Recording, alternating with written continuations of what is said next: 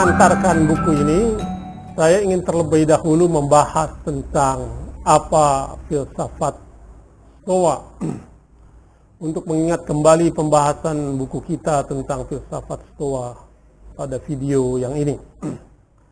Stoa pertama kali muncul di Athena, Yunani sekitar 301 Masehi. Aliran ini didirikan oleh Zeno dari Citium. Aliran ini kondang dan bertahan dari saat lahirnya hingga terpaksa ditutup pada tahun 529 Masehi atas perintah Kaisar Justinianus I. Nah, ajaran Stoa dilahirkan kembali pada masa Renaissance hingga sekarang Stoa tetap hidup seperti pada film Gladiator, ya, dan karya-karya dari Marcus Aurelius dan Epictetus yang terus dibaca. Menurut kaum Stoa, tujuan hidup adalah hidup selaras dengan alam. Ini berarti untuk menjalankan hidup yang baik, kita harus hidup sesuai dengan hakikat diri kita. Makhluk yang rasional, reflektif, dan penuh pertimbangan. Nah, hidup kita itu harus harmoni dengan alam. Nah, adapun tokoh-tokoh utama dari Stoa, ya, saya ingin kenalkan yang pertama adalah Seneca, hidup pada 40 Masehi sampai dengan 65 Masehi. Beliau merupakan sastrawan dan senator Romawi. Ia juga tutor Kaisar Nero yang terkenal kejam itu, yang pada akhir hayatnya dihukum mati, ya, oleh Nero, muridnya sendiri. Seneca banyak meninggalkan tulisan berupa esai dan surat-surat. Ya. Tokoh yang lain, Epictetus, berasal dari Turki dan menjadi seorang budak di Romawi. Ia kemudian menjadi guru filsafat dan mendirikan sekolahnya sendiri di Nikopolis, Yunani. Dua karya terkenalnya yakni Discourse dan Enchiridion yang merupakan ringkasan dari Discourse, ya, dikumpulkan dan dituliskan oleh muridnya Arya. Nah, itulah Epictetus. Selanjutnya yang dari kalangan raja adalah Marcus Aurelius yang hidup tahun 121 sampai dengan wafatnya 180 Masehi. Ia adalah kaisar Romawi yang memerintah antara tahun 161 sampai 180 Masehi. Ia dikenal menaruh minat pada filsafat hingga dikenal sebagai sedikit dari filosof raja. Ya. Dulu Aristotle atau Plato, ya, yang pernah menciptakan tentang filsuf raja. Plato, ya. Reputasinya sebagai filsuf hanya berdasarkan pada satu buku saja. Dia meninggalkan satu buku Meditation yang merupakan catatan hariannya. Marcus Aurelius inilah yang menjadi tokoh di dalam film yang terkenal Gladiator. Nah, buku ini, ya, menjelaskan tentang kata-kata mutiara dari kalangan filsuf mazhab Stoa. Seperti kata Alexander Graham Bell, kata-kata mutiara adalah jalan terpendek menuju kebijaksanaan. Jadi semoga kata-kata mutiara ini mampu mengantarkan kita pada kebijaksanaan.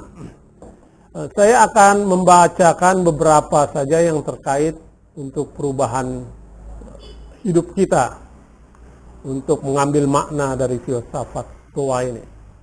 Buku ini menjelaskan tentang amarah, marah. Karena saya suka sekali marah, jadi saya ingin berubah. Maka saya bacakan ini. Amarah dalam pandangan filsafat Stoa. Dari Marcus Aurelius. Amarah itu tak dapat berbohong, katanya. Kalau kita marah, kita tidak bisa menyembunyikan kemarahan itu. Marah itu muncul dalam sorot mata dan ekspresi wajah kita. Jadi kata Markus, amarah itu tidak dapat berbohong, juga melalui suara kita. Selanjutnya, Seneca mengatakan amarah walau tersembunyi dikhianati oleh air muka. Indah sekali pernyataan Seneca ini. Amarah itu meskipun kita sembunyikan, dia akan tampak dalam air muka kita. Lalu dari Markus lagi, betapa lebih menyesakkan akibat dari rasa marah ketimbang penyebab marah itu sendiri. Jadi marah ini,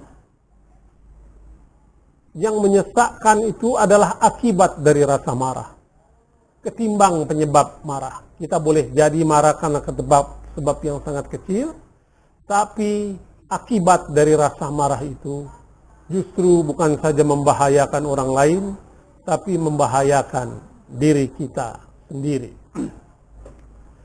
Lalu kata Epictetus, sang budak penganut filsafat Stoa, mengatakan, kapanpun Anda marah, yakinlah itu bukan hanya keburukan saat sekarang, melainkan itu juga berarti Anda memperkuat sebuah kebiasaan. Jadi dalam pandangan Epictetus, keburukan dari marah itu memperkuat sebuah kebiasaan kita. Dia lama-lama menjadi kebiasaan. Lalu selanjutnya dari Seneca, amarah itu seperti reruntuhan yang menabrakkan dirinya sendiri atas apa yang ia timpa. Jadi menurut Seneca, amarah itu seperti reruntuhan yang jatuh dan menabrak dirinya sendiri atas apa yang ia timpa. Lalu Seneca juga mengatakan, penderita epilepsi tahu tanda-tanda epilepsi yang menyerang dan bersiap-siap sebelumnya. Kita harus melakukan hal yang sama menyangkut rasa marah. Jadi penderita epilepsi itu kalau mau dia tahu itu tanda-tanda epilepsi akan menyerangnya dan kemudian bersiap-siap. Nah, Seneca mengajarkan kita sebenarnya dalam marah juga seperti itu.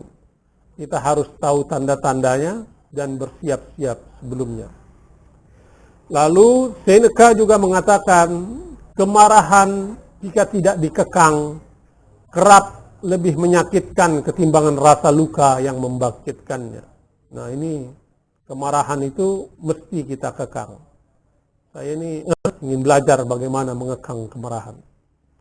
Karena kemarahan itu lebih menyakitkan ketimbang rasa luka yang membangkitkannya.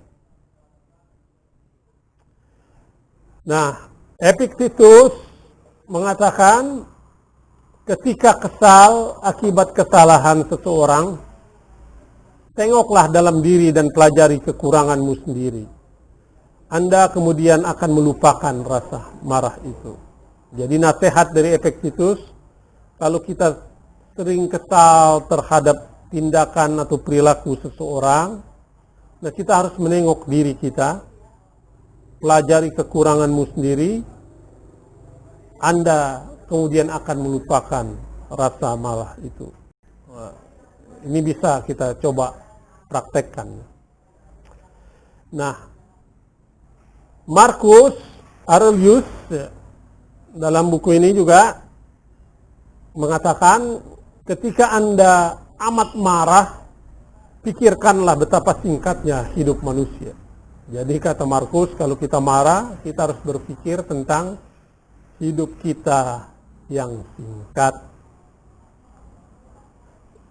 Kita simak lagi tentang marah menurut Seneca. Coba pertimbangkan ketika marah pada seseorang. Apa yang mungkin Anda rasakan jika orang itu meninggal di tengah pertengkaran. Oh, jadi Seneca mempertimbangkan ketika kita marah kepada seseorang, apa yang mungkin Anda rasakan jika orang itu kemudian meninggal di tengah pertengkaran. Tragedi ya. Lalu kata Marcus Aurelius lagi tentang marah ini, pembalasan terbaik adalah tidak menyerupai orang yang berbuat salah. Jadi pembalasan terbaik itu adalah tidak menyerupai orang yang berbuat salah. Jadi filsafat Stoa tidak mengenal rasa dendam, karena pembalasan yang akan dilakukannya tidak menyerupai orang yang berbuat salah kepadanya. Nah, terakhir ada dua perkataan dari Seneca, yaitu sering lebih baik menerima penghinaan ketimbang membalasnya. Ya, kalau kita biasanya dihina marah, Seneca justru mengatakan kita tidak perlu membalas penghinaan itu.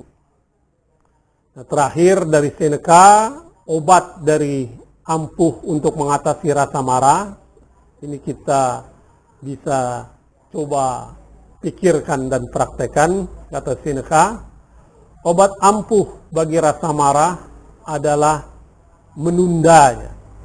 Marilah kita berlatih untuk mengatasi marah, khususnya saya ini yang sangat pemarah karena hal-hal yang kecil.